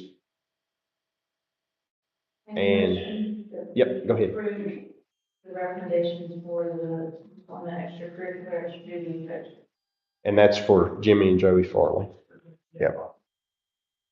Okay, so we have a motion by Mrs. Harvey, seconded by Mr. McBride, to approve the superintendent's recommendation for extracurricular, extra duty coaches for Jimmy and Joey Farley. And that's, any discussion on that?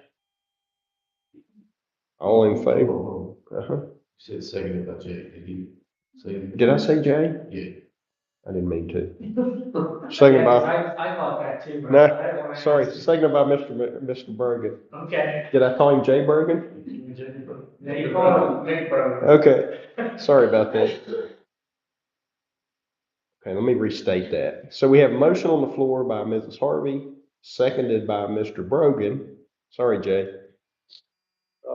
To approve Jimmy and Joey Farley employment, that's under employment, extra duty, extracurricular, and coaches. Any discussion? Thank you for catching it. All in favor, please say aye. Aye. Opposed? Abstaining? Let the minutes reflect by a 4-0 vote with Mrs. Farley recusing herself that Jimmy and Joey Farley employment has been approved.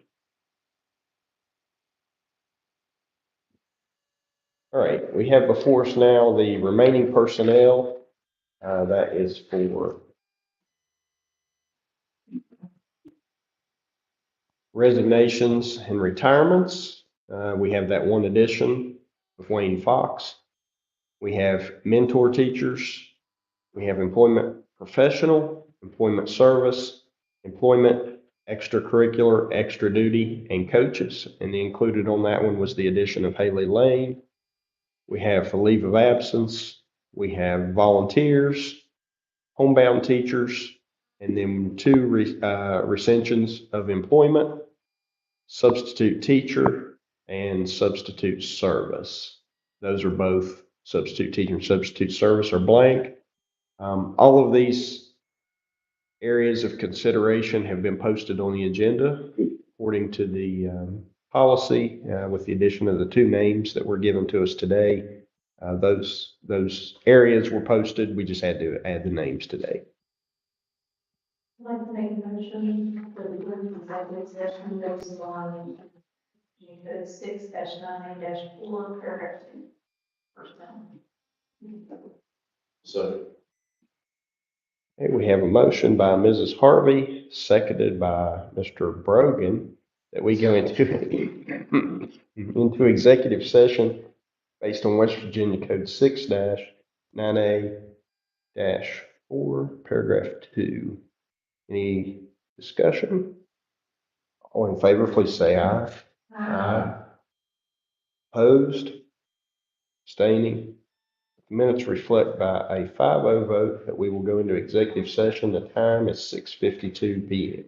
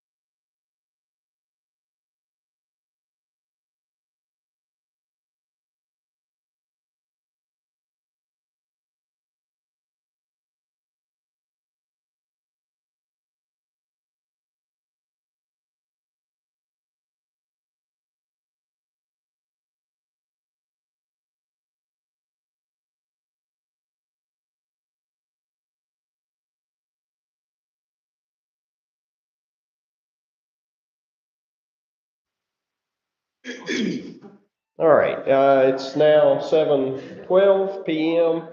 Executive session ended at 7:12, actually it's 7:13 PM. Executive session ended at 7:12, so at 7:13, we'll call back to order the Summers County Board of Education regular meeting. We have before us now the remainder of the personnel items recommended by the superintendent. I'll make a motion to waive the reading. I'll second.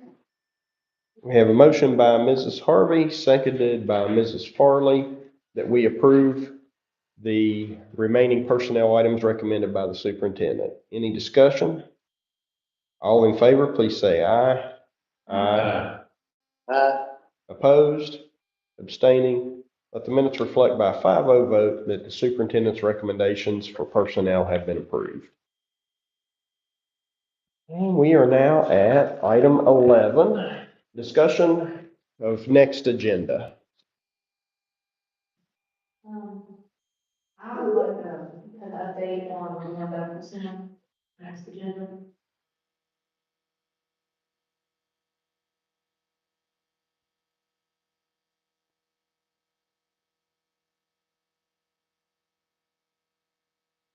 And got brought up, earlier this meeting for a working session for the insurance. I don't know if we're gonna look at a full day, because I'd like to have a working session to address our student mental health and bullying throughout our district. We can do a full day. We can do, what did we do last time? Did we do a half a day last time? It was a half. I'm good either way. Yeah, well, my thought with the student mental health bullying is I would personally like to see all of our counselors, our SROs, all of our principals, everybody come to the table, possibly even invite Reach, some of our other groups that we're working with that are in the community, communities and school representatives.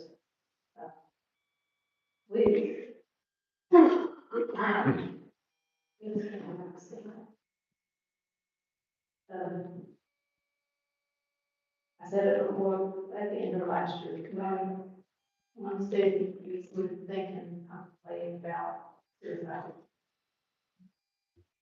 We can't do this anymore. Do we have a full day that we could do that? I know railroad days, but I think, October 11th. I'm just wondering, October 11th. Now, the reason I'm throwing that out is because all the people you're mentioning, that would be probably an easier lift, if you will, but just throwing that out there. Yeah. But I don't know if October 11th works for you all then too, so. I can't, that day, I'm a vendor at railroad days with my Oh. whole family, yeah, going from Nashville to Charlotte. That's fine. I was just throwing that one out because I thought, oh, that would be good for that, but I get it. Yeah, Well, we come can up look with at some, dates. we can look at some dates, yeah. Okay. I think sooner rather than later. I think it's good, I think it would be good to have a working session now that we're settled in and still fairly early in this school year, and I think it would be good for us to look at a working session probably after the first of the year as well. Maybe What we a couple could of do weeks. too is I could get a hold of the State Department, see if they got any follow-up from their interviews with everybody to see. That'd be a on good that idea, work maybe if session. they want Yeah. to join us, sure. Yeah, depends on the day we choose, so you guys come the day, well, what we could do is do a rotation with all those people. You know what I'm saying? To Yeah. Come in. As far as the next meeting goes, any other items besides Reno Medical Center? Hey, as always, if you think of any items you'd like to have added, you can reach out to Mr. Wardwell or myself, and we'll get those added on for you. And next regular meeting will be October 8th, 2024 at Summers County Comprehensive High School. Real quick, we Yes, could sir. probably have the work session, we could probably find a room at the high school, middle school location. Maybe we could do it in the STEM lab at the middle school, since it's not for anybody at this point in time. And then if we did pull those people, they're within walking distance and they don't have to drive. For that site Right. more than any other. Okay, good idea.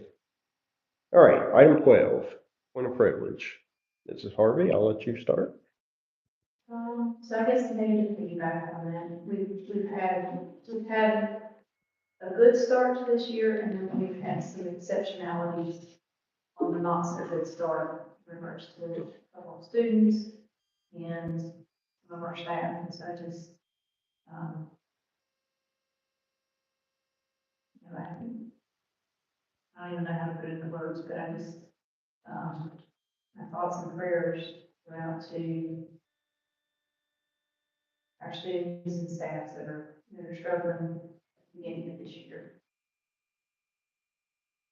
And in any way that we can support them, that's not. Thank you.